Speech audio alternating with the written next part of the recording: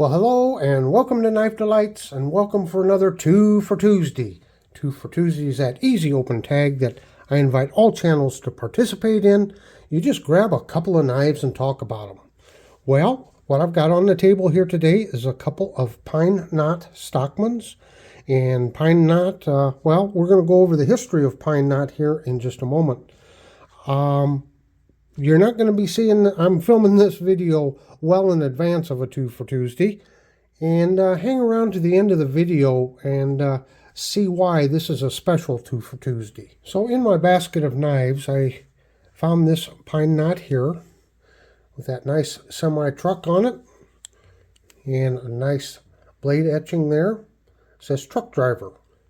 And we take a look at the tang stamp there. It says Pine Knot made in USA. And if you look real close, there's a little bit of cosmoline or something like that still on it. I wiped a little bit off. I did throw this in some mineral oil, so that's why it's a little wet. And I'm still kind of wiping on it here just a little bit, trying to clean it up. But I believe this knife to be brand new. I don't think it's ever been used. Just look at that. And so there's that tang stamp. And if we look on the, I think it's a sheep's foot blade. Nope. Wouldn't you know I'd be wrong. We're going to look on the spade blade here. And it's got just a touch of, it's not rust. It could have been rust. But anyway, we got a patent number there. 3317695, I think is what it is. I've got it, we're going to go over that patent number in just a moment. So it looks like both of these knives were made just about the same time. Just a little different cover material. Of course, I've had this one for quite a while. Needs wiped off. But you can see it's got the same tang stamp. And it has the same patent number on it. So who made Pine Knot knives? Well, originally, come to find out, that the Pine Knot knives were originally made for Belknap hardware, and they were most likely made by Robeson. So I saw an article here called howtohangoutStorage.com, and that's where I got this information. So it looks like Belknap had several trademark knives just for their hardware store. Now I don't know when and where, but at some point Belknap went out of business. I don't know if Colonial just started making these knives for Belknap, but these two here, you can verify through the patent number that these were made by Colonial. So let's bring up that slide here real quick. Okay, so once again, we look at the patent number, and we can see it's 3317995, patented 9 May 1967. So the anticipated expiration date on it is May 9th, 1984. And of course, Colonial is no longer in business. So that means that this knife was probably made sometime between 1965 and 1984. And I say that because I go on the theory that once the patent has expired, there's no reason for them to actually print the patent onto the knife. So you would think after it expires, they wouldn't keep putting it on there, but who knows? That's my theory, and I'm sticking with it. There's some of that cosmoline there. That just tells me this is a new knife. So anyway, this one is a truck driver, and there seems to be other knives in this series, or they did some other specialty knives. But you can see it's a nice, big, long knife. So we got a closed length on it of, right around 4 inches. So I just thought I'd bring out a buck knife. This is the Buck 301, their standard Stockman. And you can see it is right at 4 inches, but it's not as wide. It's got a little different shape to it. And you can see the blades are not the same. And this is one of the modern buck knives. And you can see buck uses a hollow grind, and these are These have got a flat grind to them. But just look at the difference in the clip point blades and the difference in the sheep's foot.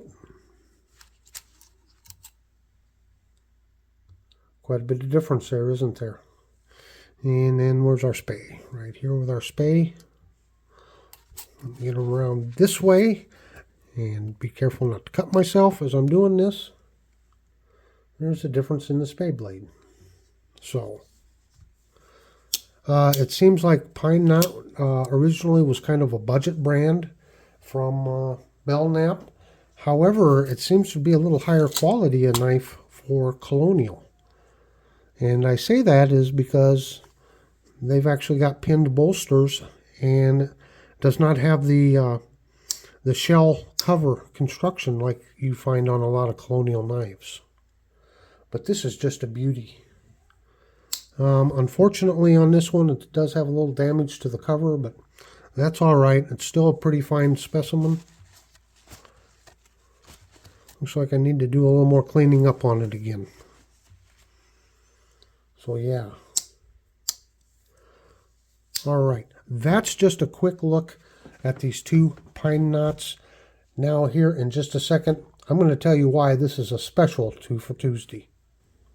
Okay folks, one of the reasons why I'm doing this video way early is because I'm going to put this in the mail and it's going to go to John over at JO Ventures. You know, this could almost be a Thankful Thursday video too. But I don't want this video to come out before he receives this. I don't want to let the proverbial cat out of the bag, if you will. John has been such a special friend for me. You know, since Knife Delight started, we quickly became friends and been following each other, helping each other out. John has, well, let's start with this here. John and I did a collaboration on this.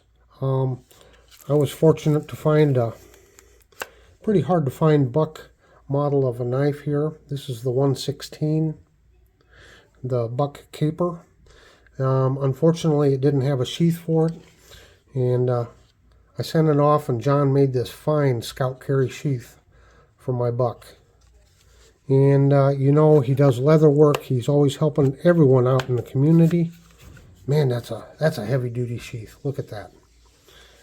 Never forget this, John.